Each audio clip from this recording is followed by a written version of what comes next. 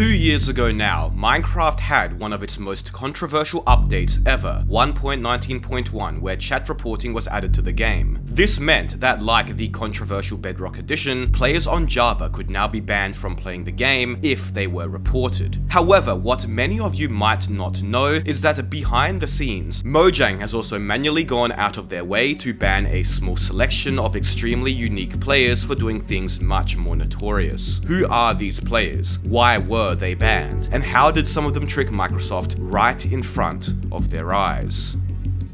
The first banned player we will discuss is actually a group of players originating from the infamous Anarchy server 2B2T. The fifth column, as they are known, began as a group of griefers who were known for griefing a variety of extremely notable bases on 2B2T, dating back to December 2020. The group has made a variety of appearances in YouTube videos, such as a handful from FitMC, notorious for their dedication to unique trolling alongside their griefing. But what would really put them on the map would be their Discord bot and Minecraft mod known as Oppenheimer. Oppenheimer exploited the fact that many Minecraft servers are run by individuals who don't know how to properly secure them. They had a Discord bot that would scan the internet for Minecraft servers with the port 25565, Minecraft's default server port, and would then check for various properties of the server, such as if it had whitelist enabled or if it was in offline mode. It was also able to see what players had been on what servers recently. Using Oppenheimer, fifth column would then begin locating the IP addresses to small streamers and YouTubers' Minecraft servers through their username, and then if the streamer or YouTuber didn't enable whitelist on the server, which is often the case as they don't expect anybody to find it without manually giving out the IP, they would join the server, mess with the streamer, all while they were still live. They would then often grief the server, leaving the streamer or YouTuber in a state of absolute shock at what had just transpired, often resulting in a reaction or grief entertainment enough that they would upload a video about it on their YouTube channel. Someone is griefing on the server and destroying my builds. I have someone fucking my shit up. He just came in here and started destroying my shit. You died. No shit! I know! The fifth column would even develop a mod for the game that allowed them to utilize the server scanner in-game to search for and join servers with far greater ease using an actual GUI. Understandably, this kind of unique and very trollish style of griefing would attract quite the bit of attention, especially so because not only did they find Jeb on his private Minecraft server and kill him, but they also found the Mojang office's official private Minecraft server and griefed that. Now, obviously, this behavior is somewhat morally questionable. I'm not here to take a side on whether what they do is right or wrong, but it's undeniable that some of the reactions they elicited from the entirely confused and bewildered streamers are extremely entertaining and provide quite a tinge of nostalgia to the earlier days of Minecraft where griefing and trolling videos were much more common. But it seemed that in April of 2023, their hot streak of trolling and griefing would meet its untimely end. On April the 13th, 2023, the fifth column would become the first ever Minecraft players to be banned from the game for griefing. But first, this video is sponsored by Manscaped. Code MrEpic at manscaped.com/MrEpic. Did you know that the very iconic Steve skin is not actually smiling here? In fact, this is actually his goatee. I think Steve really needs the Handyman, Manscaped's compact face shaver equipped with a unique dual blade. There you go, Steve. Wait.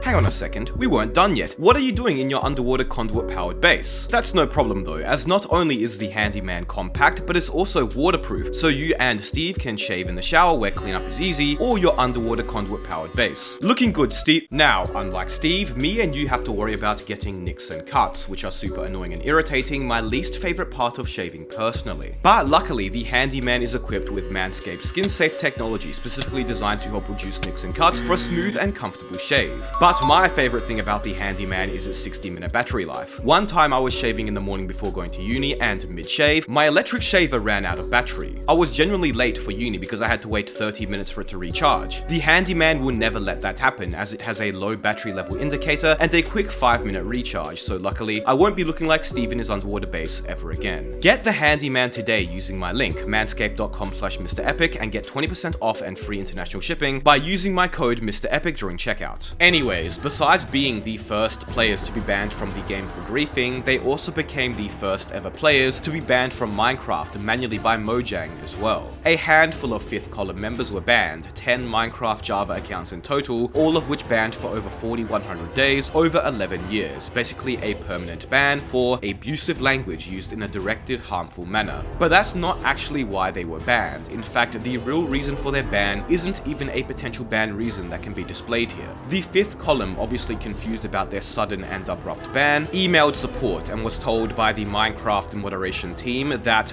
the account received a permanent suspension due to a violation of our guidelines. We have evidence of you using a hacked client to cause harm to other players. Due to the severity of these violations, it was determined that the account could no longer be trusted to access Minecraft servers. We will not be restoring access to this account. Other 5th column members who appealed also got very similar emails. Further inquiry to Microsoft support led to one member getting a reply with this screenshot, making it abundantly clear that they were in fact banned for griefing and the use of hacked versions of the game, and this ban was permanent and would not be overturned. Now, tens of thousands of Minecraft players have in the past used hacked clients to cause harm to other players, but clearly Mojang seemed to draw the line at the repeated griefing of other players on their own private servers. The 5th column did some digging and seemed to narrow the source of their ban down to 2 or 3 specific videos, which all contained the accounts which were banned. So whether or not the individuals in these videos decided to report them to Mojang, or someone else reported the videos after seeing them, is still unknown, but it seems like that was likely the case. One of the 5th column members named Orsund would make a tweet about their ban, which actually got Notch's attention, sparking a rather interesting discussion, as many of the servers the 5th column griefed had rather questionable and offensive builds in them. But despite this all, nothing would change. Their bans would remain.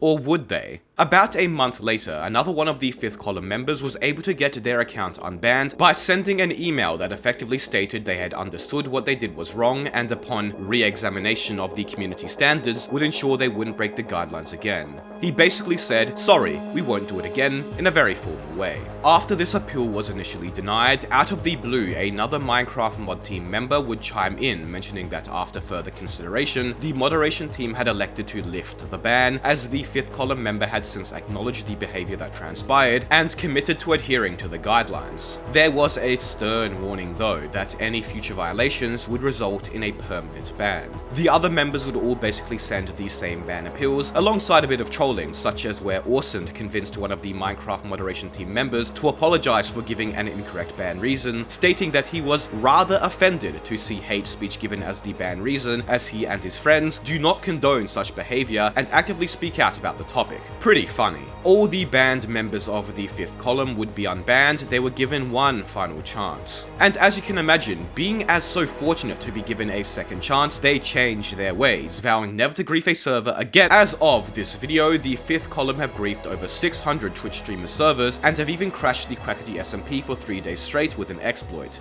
They basically told the Minecraft moderation team, "We're sorry, we'll never do it again," then proceeded to instantly do it again and upload another 25 more griefing videos to their channel, still remaining unbanned to this day. So much for that stern warning about future violations resulting in a permanent ban. So that's the story of the first ever players to be banned from Minecraft, and also the story of how they got unbanned. But what about a player who was banned and still remains banned to this very day? Many of you would know the Duper Trooper, one of the most notorious anti-pay-to-win and duping Minecraft YouTube channels. Now, what makes Duper Trooper's case so interesting is the mystery behind his bans. Duper Trooper happens to have not 1, not 2, but 7 accounts which have been banned. Let's start with his main account. Duper Trooper's main account, the Duper Trooper, happened to be banned in April of 2023 as well. Unlike the 5th column though, Duper Trooper's account was also compliance locked. Let me explain. As I've already showed you, accounts can be banned from Minecraft, meaning you are unable to play multiplayer with them. But accounts can also be banned through a different method, known as compliance or account locks. This is where, in addition to being banned from multiplayer, you can no longer even log into the Microsoft account to even play Minecraft. This generally happens when activity associated with the account violates Microsoft's terms of service, the most common case scenario being when Minecraft accounts are stolen or sold. You see, there exists a large community online webcam dedicated to buying and selling Minecraft accounts with rare, or as they are known, OG usernames, as well as containing rare capes, some of which have sold for tens of thousands of dollars. It's extremely lucrative. However, there are two issues with this practice. First of all, buying and selling Minecraft accounts is against Minecraft's terms of service. It's strictly not allowed. Second of all, because many of the accounts with OG usernames were made early on in Minecraft's existence, and as such they either do not have as good account security as modern accounts or are mostly abandoned, many of these accounts are initially obtained prior to being sold through theft or social engineering, as I've talked about in videos in the past. Basically, people find ways to steal the accounts. Because Mojang doesn't want accounts to be bought and sold, and obviously doesn't want stolen accounts to be bought and sold, if they catch accounts which have had this happen to them, they lock them, meaning they can't be accessed ever again, effectively banning them. Now, not all accounts are caught and locked, and nobody knows exactly what triggers Microsoft to lock certain accounts, but it's rumored that it often happens when account details like their associated emails change out of the blue, or the accounts are logged into from different locations. Duper Trooper also happened to buy and sell OG Minecraft accounts at one point, and has since had 6 accounts locked, including OG ones with usernames such as Porridge. One of those accounts also happened to be Duper Trooper, which he paid someone to name snipe for him, as he wasn't the original owner of that username. But interestingly, that isn't the story with his main account, the Duper Trooper. Around the same time the 5th column members were all banned, Duper's main Minecraft account was banned as well, and on top of that, it was also compliance locked. But this account was not sold nor stolen, he had owned it for years, so why was it banned? Well, he doesn't exactly know. The ban still remains to this day, and because he can't even access the Microsoft account due to compliance lock, it means he can't appeal the ban the same way the 5th column members did. He does suspect it may have to do with his potentially negative reputation amongst Microsoft and Mojang though.